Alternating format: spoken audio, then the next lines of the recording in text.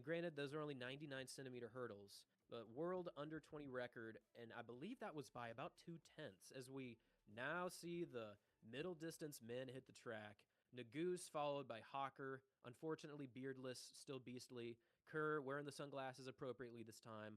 Marco Arop in his red jumpsuit of destiny, and there's Wanyonyi putting the cross on his chest, and man, I can't think Wanyonyi loses. I think he's got to be the 100,000 favorite.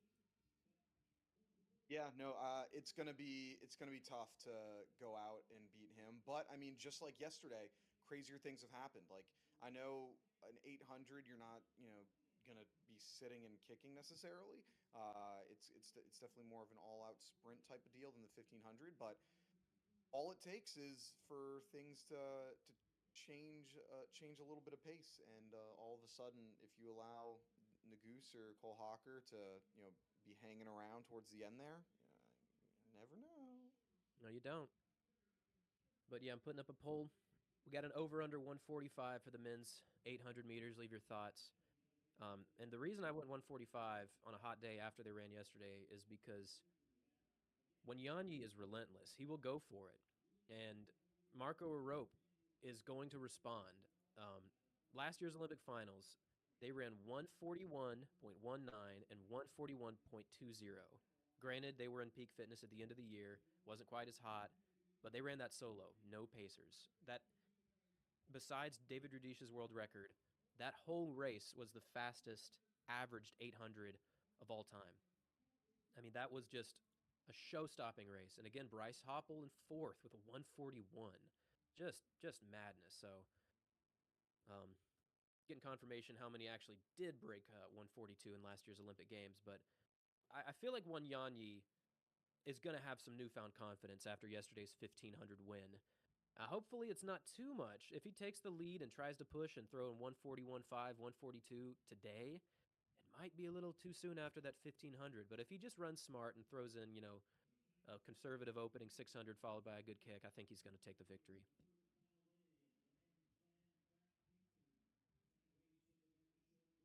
All right, and then right after this, there's only one more, right? The 400, and then we're done, or is there a couple We more got races men's after that? 800. Oh yeah, the eight. Men's, Yes, forgot the eight.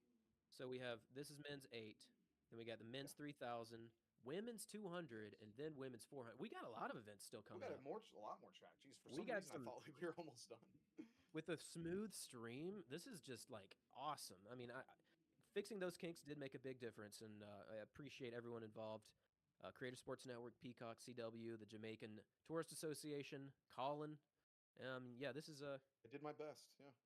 I mean, you're crushing it. Let's see what the polls say. We got most agreeing. Yeah, it's going to be sub 145. And we got the athletes in their starting blocks ready for the starting gun. I mean, this is highly anticipated. Man, I think I should have done under 144. We got $100,000 on the line. Let's head to the track for the men's Should be a 800 nice meters. 1v1 matchup against Wanyonyi, but given the fact that the 1500 was a hard race for him yesterday, we'll see how much that's in his legs today. So right now, yeah, I don't know if they're in the right spot. Marco's in 8. We have him listed as 7, and Hoppel's standing in 7. He was listed as 8. Luckily, they're not hard to tell apart, right? You got the white kit and you got the red kit. And there you have the American record holder, 141 challenger. It's crazy to think that we have a 141 guy who is a challenger and not even a racer. So Cole Hawker, Olympic champ at 1500. I just feel like he's feisty and he's willing to compete. Yeah, I think he would prefer a fast 800 here. He looked a little flat yesterday, but nonetheless, he's a gamer. Josh Kerr, second in the last Olympics, third before that, got a world champion. Like, he's got all kinds of the bona fides. That doesn't know he's got over 2 laps. He has the ability to be a factor here, but let's hope that yesterday was just busting the rust and maybe he comes out a little more competitive today. Yared Nagoose was second in that 1500, which turned out to be a big sprint that Emmanuel Wanyonyi stole, but there's the Goose. This is my upset pick right here. The Goose is going to be loose today. This guy is hoping for a fast 800. Listen, you can't set a world record in the mile without, going after a little bit. And there... Yeah, they bring up a good point with Yared and Nagoose. I mean, 146 PR is solid, but I don't feel like that really represents his potential, because we've seen him close super fast. He closed very fast yesterday, almost right. He was is in front of Hawker, so this could be a good day for him. But a few quick takes here. I think Wanyonyi and Arop are going to be the class of the field, 800. Let's let Centrowitz. Actually, what we missed is Wanyonyi out there in 8, and in 3 is Arop. We'll see what happens. You'll know by who comes across first. Cram, Gary Tullefson, the call upstairs.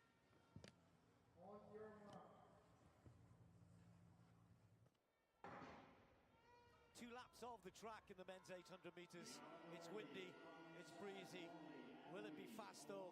And look at the Canadian already gliding to the front. He might just want to get a feel for what it's like out there. They must know that the wind is in the home straight, but this looks as though Arop has decided to lead this one. Not sure how quick he's going to go. We'll watch for the time through the first 200 meters. It's fairly quick there, round about 25 flat there, thereabouts, Carrie. You can see all the 1,500-meter guys sort of in the back of the pack here, hoping to close that gap in.